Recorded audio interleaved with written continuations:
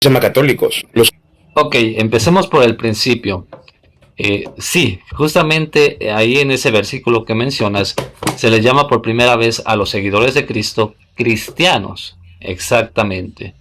Pero déjame decirte algo que a lo mejor y nunca te han enseñado, pero los primeros cristianos somos los católicos.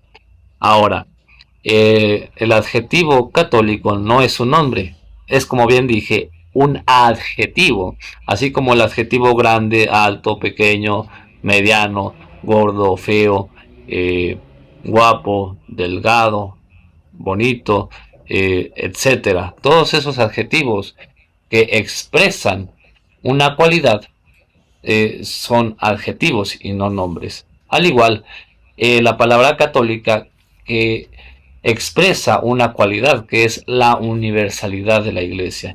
Y fue precisamente en Antioquía donde se nos nombra por primera vez como cristianos a los seguidores de Cristo. Y después, en el año 107, el obispo de Antioquía, en una carta que hace hacia la gente que vivía en Esmirna, hace mención de este adjetivo que es católica para referirse a la iglesia. Y es de ahí de donde nace el adjetivo que tenemos. También tenemos adjetivos como apostólica, como santa, etcétera.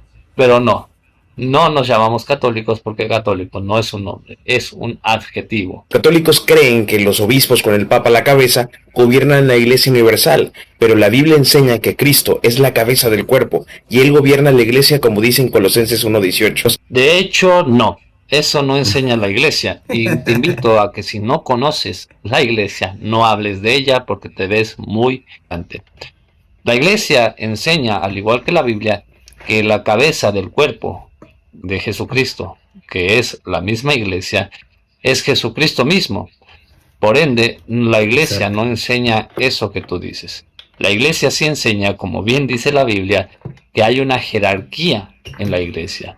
La primera jerarquía que podemos ver que Jesucristo hace es al escoger de todos sus discípulos a 12, los cuales iban a ser sobre los cuales iba a fundar su iglesia Jesucristo. Exacto.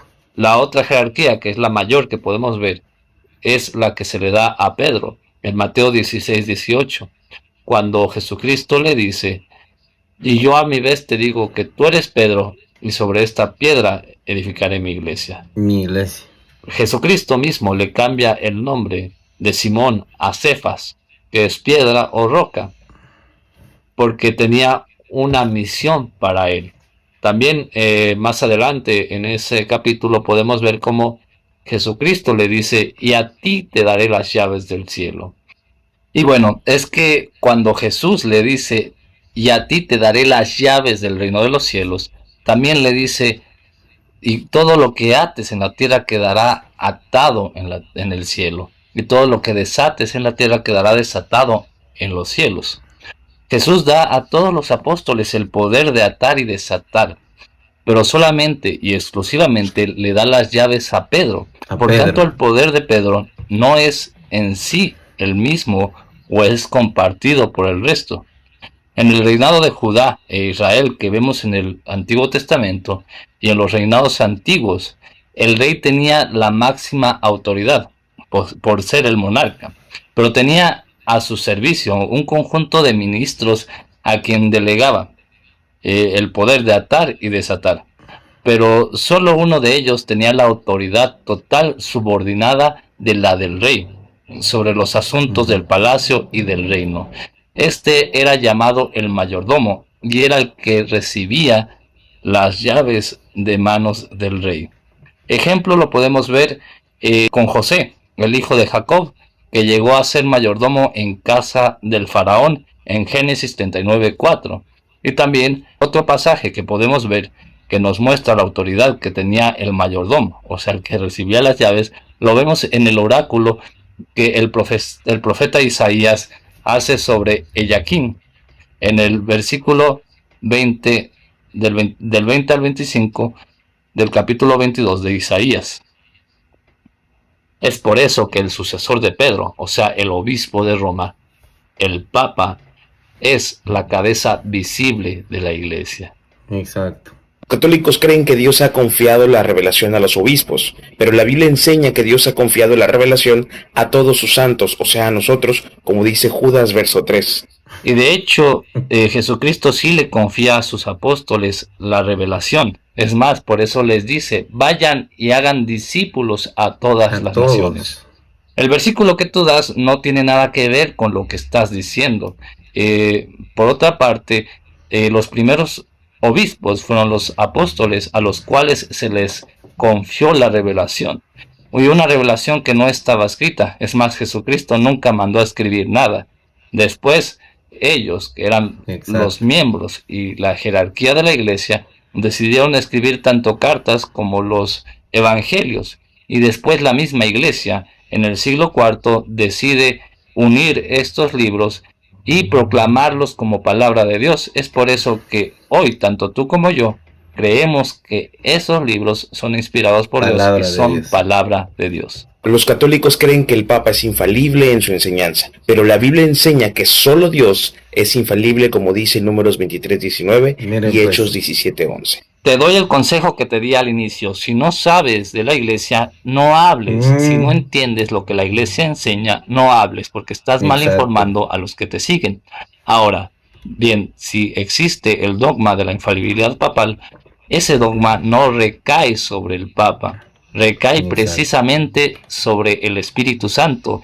Y exactamente por esos versículos que tú mencionas, sabemos que el Papa en documentos ex cátedra, en lo que tiene que ver con fe y moral, es infalible, porque no es él el que está hablando, sino el Espíritu Santo que le fue entregado a la iglesia y que ha sido traspasado este poder del Espíritu Santo por la imposición de manos, como lo vemos en la misma Biblia, de generación en generación a los sucesores de los apóstoles, a los que sucedían a los apóstoles, para seguir con esta unidad y con esta inspiración divina dentro de la iglesia.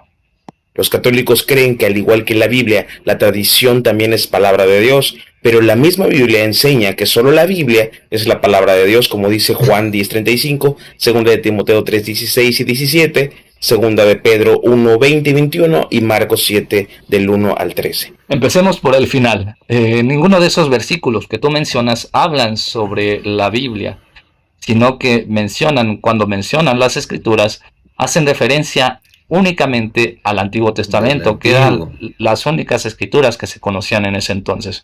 Porque una, Jesucristo nunca mandó escribir nada, y dos, ellos no sabían que eso que estaban escribiendo iba a convertirse en la Biblia, o en lo que ahora conocemos gracias a la Iglesia Católica como palabra de Dios. Y sí, la tradición también es palabra de Dios, porque precisamente fue tradición oral como se fue expresando todo lo que hoy conocemos, y después de la tradición oral se convirtió en tradición escrita, y la iglesia misma, el magisterio, lo proclama como palabra de Dios. La tradición escrita, que es la Biblia, nace de la tradición oral y es proclamada por el magisterio. Por tanto, sí es palabra de Dios la tradición. Además de que la Biblia también es tradición. Verdadera cátedra que le dio nuestro hermano Paco Serrano a nuestro hermano protestante.